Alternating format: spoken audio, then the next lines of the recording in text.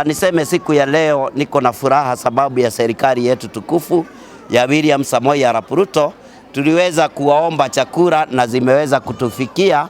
Siku ya leo nimeweza kupokea zaidi ya magunia 260 ambayo nitagawia wakaaji wote wa Juja, kuhakikisha wale ambao wamelemewa ama wameshindwa kuwa na chakula chao cha mezani siku ya leo wamekipata.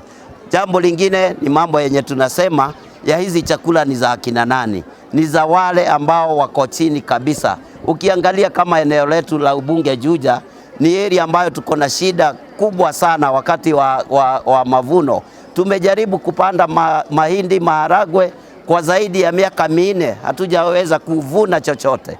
Kwa hivyo tunashukuru serikali siku ya leo wametukumbuka, na tunawaomba wazidi kutukumbuka kila wakati, sababu Juja ni shamba la mawe. Sisi huwa tunachimba kware, sisi kazi yetu ni kware peke yake. Kwa hivyo ukiangalia mashamba yenye tuko nayo ni mashamba madogo madogo ambayo huwa hayatusaidii mambo ya mavuno.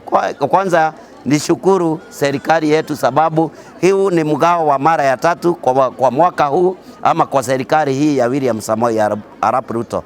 Tunaomba wazidi kutukumbuka na Juja itakaa salama. Tumefurahia kwa kupata hii chakula kwa maana yu MP ana ubaguzi, amepea kila mtu yeyote yako huku ambaye alimpigia kura na mwenye hakumpigia kura. Nimefurahi sana. Juu washosho wengine wako na njaa na wamefurahi kukuja huyu mweshi wetu anatupeaga chakula sana. Tunamngojea atupee chakula. Tulikuwa na njaa lakini Kaibori anatuangalia sana, ametupea chakula.